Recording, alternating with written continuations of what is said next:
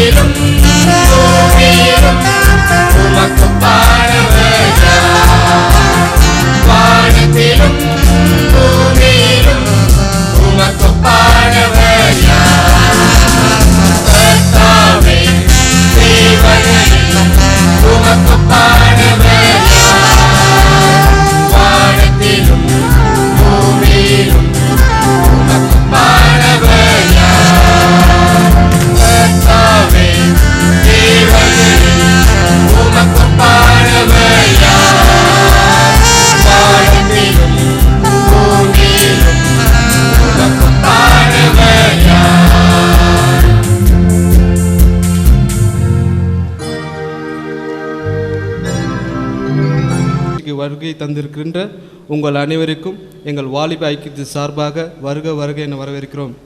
மேலும் மாற்றுர நிகழ்ச்சிக்கு நடந்த எங்களுக்கு உற்சாகம் கொடுத்து ஊக்குவிக்கின்ற எங்கள் திருச்சபையின் போதகர் ரெவரண்ட் டேவிட்சன் ஐயா அவர்களை மற்றும் குருசேகரத்தின் செயலர், பொருளர், டீக்கன் அனைவரையும் வாலிப ஐக்கியத்தின் சார்பாக வரவேற்கிறோம். மற்றும் எங்களின் கிளை சபையின் ஊழியர்கள், ஐக்கிய குழுக்கள், முன்னாள் வாலிபர்கள் அனைவரையும் கூட வரவேற்கிறோம். குறிப்பாக இந்த மாற்றுர நிகழ்ச்சிக்கு சிறப்பு விருந்தினராக இந்த நிகழ்ச்சியின் ஃபவுண்டரும் எங்கள் திருச்சபையின் முன்னாள் ஆயருமான ரெவரண்ட் மேனுவல் எஸ் டைட்டஸ் ஐயா அவர்களை திருச்சபையின் சார்பாகவும் வருக வருக என வரவேற்கிறோம். மற்றும் இந்த நிகழ்ச்சிக்கு சிறப்பு செய்தியாளராக வந்திருக்கின்ற பேராயத்தின் லைட் பில்டிங் இயக்குனரும் ஆயருமான பால் பிரகாசம் ஐயா அவர்களையும் வாலிப ஐக்கியத்தின் சார்பாக வருக வருக என வரவேற்கிறோம். மேலும் இந்த நிகழ்ச்சிக்கு சிறப்பு அழைப்பாளராக வர இருக்கின்ற Stephen matriculation school principal Geetha Solomon அவர்களையும், தேவராகும் புகழ் Sreejith brother Johnny, sister Sheeba அவர்களையும் வரவேற்கிறோம். மாற்றிய நிகழ்ச்சியானது 1995ஆம் ஆண்டு முதலாக துவக்கப்பட்டது. அப்போது இருந்த ஆயர் ரெவரண்ட் மேனன் எஸ் டைட்டஸ் ஐயா அவர்களை மற்றும் முன்னாள் வாலிபர்கள் இந்த நிகழ்ச்சியை துவக்க காரணமாக இருந்தார்கள்.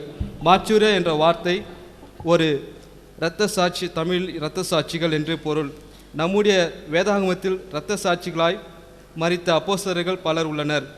நம்முடைய ஆண்டவராகிய இயேசு கிறிஸ்து கூட இரத்த சாட்சிகளாய் மரித்து உயிர்த்தெழுந்தனர். இன்றைய வாலிபர்களாகிய நாமும் கூட கிறிஸ்துவின் பாரத்தை உணர்ந்தவர்களாய் இரத்த சாட்சிகளாய் மறிக்காவிட்டாலும் பரவாயில்லை, கிறிஸ்துவை வெளிப்படுத்துகின்ற சாட்சிகளாய் இந்த சமுதாயத்தில் வாழ கடுமையாகப்பட்டு இருக்கின்றோம். இதை கருத்தில் கொண்டு இந்த மாற்றிற நிகழ்ச்சியை 12வது ஆண்டாக எங்கள் வாலிப ஐக்கியத்தின் குழுக்கள் நடத்துகின்றனர். தொடர்ந்து இந்த வாலிப நிகழ்ச்சிகளை முடியும் வரை உங்களுடைய ஒத்துழைப்பை தந்து நிகழ்ச்சியை சிறப்பிக்குமாறு வாலிப ஐக்கியத்தின் சார்பாக நன்றி செலுத்துகிறோம். இப்பொழுது நம் மத்தியில் இருக்கும் எங்கள் அவர்களை நாங்கள் இன்னாகுரல் அட்ரஸ் கொடுக்க முன்னழைக்கிறோம். ஆண்டுடைய நாமத்துக்கு மகிமையுண்டாவதாக. இந்த நாளிலே இந்த சிறப்பானதொரு நிகழ்ச்சியிலே சிறப்பிக்க வந்திருக்கின்ற விருந்தினர்களை அன்போடு வாழ்த்துகின்றேன். குறிப்பாக இந்த வாலிபர் ஐக்கிய சங்கத்தின் பொறுப்பாளர்களும் அனைத்து நண்பர்களும் இந்த நிகழ்ச்சியினை மிகவும் மெருகூட்டுகின்ற விதத்திலே ஒழுங்குபடுத்தியிருக்கின்றவைக்காக நன்றி செலுத்துகின்றேன். இந்த திருச்சபை நாயர் என்கிற முறையிலே மாற்றூரியா 2008 தீமாக கிறிஸ்துவில் இளைப்பாறு பிறரை இளைப்பாற்று என்கிற அந்த செம்பொருளை அருமையான பிள்ளைகள் கேட்டுக்கொண்டதற்கிணங்க இந்த சிந்தனையை நான் அவர்களோடு கூட பகிர்ந்து கொண்டேன். அருமையான இந்த நிகழ்ச்சிக்கு முன்னதாக சொல்லப்பட்ட கருத்தினை பார்க்கின்ற போது அதிலே ஒரு திருமறை பகுதி எனக்கு ஞாபகம் வருகிறது. நிறைவானது வரும்போது குறைவானது ஒழிந்து போம் என்று நாம் பார்க்கின்றோம். கொரிந்தியரில் வாசிக்கின்றோம். நான் கருப்பாக இருக்கிறேன் என்று சொல்லுகின்ற நிலை மாறி நமக்குள்ளே இருக்கின்ற பொதிந்து கிடக்கின்ற சிறப்பு தன்மைகள், தாளந்துகள், வரங்கள் என்று அது மெருகூட்டப்படுகின்ற போது, அது மேன்மை பெறுகின்ற போது, அது வெளிப்படுகின்ற போது நமக்குள்ளே இருக்கின்ற பலவீனங்கள் எல்லாம் அது மறைந்து போகின்ற அந்த தன்மையை நாம் பார்க்கின்றோம். அதுதான் அருமையான சகோதரர் அவர்கள் இன்ட்ரோடக்ஷனிலே அழகாக பகிர்ந்து கொண்டார்கள். இன்றைக்கு வாலிபர்களை குறித்த ஒரு கரிசனை எனக்குள்ளே ஒரு ஆழமான ஒரு சிந்தனையாக எழுந்தது. இந்த மாற்றூரியா என்றாலே சாட்சிகள் என்று சொல்லப்படுகிறது. சாட்சிகளாக வாலிபர்கள் இருக்க வேண்டும். இன்றைக்கு வாலிபர்களுடைய இந்த கிரேவிங்ஸ், அவருடைய கிரைஸ், அவருடைய கதறுதல் எங்கெல்லாம் ஒலிக்கிறது என்று எங்கெல்லாம் ஓடுகின்றார்கள். ஒரு பக்கம் பொருளிலே அது இலைப்பாறுதல் கிடைக்குமா, ரிலாக்ஸ் பண்ண முடியுமா, கான்செப்ட்ஸில் பண்ண முடியுமா, தவறான ஒரு நிலையிலே, கருத்துக்களிலே, கொள்கைகளிலே இன்றைக்கு அரசியல் கட்சிகளிலும் மார்க்சிய சிந்தனைகளும் ஓடிக்கொண்டிருக்கிறார்கள். அங்கே போனால் எனக்கு ஒரு ரிலாக்ஸேஷன் இருக்கும். Music can relax my self. ஒரு நல்ல விதமான ஒரு ஆடியோ அல்லது விஷுவல் எய்ட்ஸ், சினிமா, தொலைக்காட்சி, மீடியா போன்ற பொருட்களிலே இலைப்பாறுதலை தேடுகின்ற நிலை. ஆகவே இந்த டூல்ஸ் அண்ட் கான்செப்ட்ஸில் ரிலாக்ஸேஷன் தேடுகின்ற நிலை போய் ஒரு பக்கம் இடங்களிலே தேடுகின்ற ஸ்பேஸ் சென்டர்டு ரிலாக்ஸேஷன் என்று சொல்லலாம். பீச்சுக்கு போனாக்கா நல்லா ரிலாக்ஸ் பண்ண முடியுமா, அது ரிசார்ட்ஸ் பண்ண முடியுமா, போனாக்கா நல்லா பண்ண முடியுமா, கிளப்ஸ், எங்கெல்லாம் கொண்டாட்டங்கள் இருக்கிறதோ அங்கெல்லாம் ரிலாக்ஸ் பண்ணிக்க முடியுமா என்று சொல்லி ஓடுகின்ற பிள்ளைகள், வாலிப பிள்ளைகள். இன்னும் சற்று ஆழமாக சிந்திப்போமேனால் எனக்கு ஆறுதல் படுத்தக்கூடியவர்கள் சின்ன குழந்தையிலேருந்து ஒரு தாய் தான் அட்டாச்மெண்ட் இருக்கும். இது எல்லாருக்கும் இருக்கிற ஒரு நிலை தான். நாய்க்குட்டிங்க போனால் கூட தாய் போயிட்ட பிறகு தாய் வந்த உடனே ஒரு 10-7 குட்டி நாய்க்குட்டிங்க, இங்கே இருக்கிற 7 குட்டிகள் போடுறது, உடனே அது போயிட்டு ஒரு அட்டாச் பண்ணிக்குது. Mental attachment, physical attachment. அந்த நிலை மாறி வாலிப வயதிலே குடும்பத்தில் இருக்கிற பிரச்சனைகளிலே நசுக்கப்பட்டவர்களாக அவர்களுக்கு ஏற்ற வண்ணமான ஒரு நல்ல ஒரு நண்பர்கள், பெண் நண்பர்கள் அல்லது பெண்களுக்கு ஆண் நண்பர்கள் என்று தேடிக்கொள்கிற ஒரு ரிலாக்ஸ் பண்ணிக்கொள்கின்ற ஒரு பர்சனாலிட்டிஸ் சர்ச்சிங் என்று சொல்லுகின்ற அந்த நிலையிலே ஓடிக்கொண்டிருக்கிற சூழ்நிலையை பார்க்கின்றோம். இதெல்லாம் எனக்கு மகிழ்ச்சியை தருமா என்று ஓடிக்கொண்டிருக்கிற சூழலிலே இதெல்லாம் ஒரு சூடோ ஹாப்பினஸ், ஒரு போலியான மாயையான ஒரு நிலைப்பாடுகளாக இருக்கிறது. இன்றைக்கு சென்னை பட்டணத்திலே நிறைய வாலிப பிள்ளைகள் சூசைட் அட்டம்ப்ட்ஸ் எய்துகின்ற நிலைமை இன்றைக்கு இந்த சமுதாயத்தையே பாதிக்கிறது.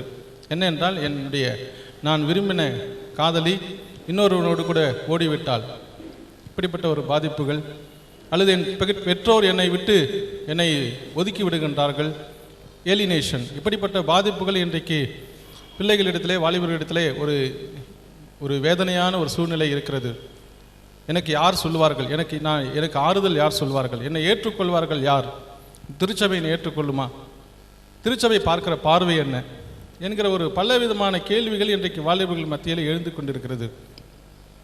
எங்குதான் உண்மையான ஒரு அமைதி, எங்குதான் உண்மையான இளைப்பாறுதல் என்று கிடைக்கும் என்று சொல்கின்ற போது இயேசுவிலே தான் அது கிடைக்கும் என்பதை நாம் இந்த பிள்ளைகளுக்கு உணர்த்த வேண்டும். இந்த 20க்கும் மேற்பட்ட திருச்சபை மக்களுக்கு, வருகின்ற பிள்ளைகளுக்கு இந்த செய்திகள், இந்த கோரியோகிராஃபிஸ், அது ஏதாவது ஒன்று அவர்களை டச் பண்ணணும் என்கிற நிலையில் தான் இந்த சிந்தனையை நான் அதிகமாக பகிர்ந்து கொண்டேன். குறிப்பாக இந்த வசனம் மத்தேயு 11ஆம் அதிகாரம் 28 வசனத்திலே நாம் வாசிக்கின்றோம். சோர்ந்து போயிருக்கிறவர்களே, சுமை சுமப்பவர்களே, என்னிடத்தில் வாருங்கள், என்னிடத்தில் கற்றுக்கொள்ளுங்கள், உங்கள் ஆத்மாவுக்கு அப்பொழுது என்ன பண்ணு கிடைக்கும், இளைப்பாறுதல் கிடைக்கணும். இயேசுவானவர் எந்த கான்டெக்ஸ்டில் சொன்னார்னாக்கா, அநேக இறையலாளர்கள் அழகாக சொல்லுகின்றார்கள், ஏர் ஓட்டுகின்ற அந்த கலாச்சாரம் இருந்தது. அப்போது ஏர் ஓட்டுகின்ற அந்த வயல்வெளியிலே பழைய எருதோடு கூட ஒரு புதிய ஒரு எருதியும் போட்டு ஓட்டுகின்ற போது அந்த பழைய எருது எல்லா நுகத்தையும் சுமக்குமா, இந்த புதுசாக இருக்கிறது என்ன பண்ணுமா, கொஞ்சம் கற்றுக்கொள்ளுமா, அந்த நுகத்தையெல்லாம் சுமக்கும், அல்லது அந்த பழைய எருதுக்கு எல்லா பாதையும் தெரியும், போய் வந்த பாதையெல்லாம்.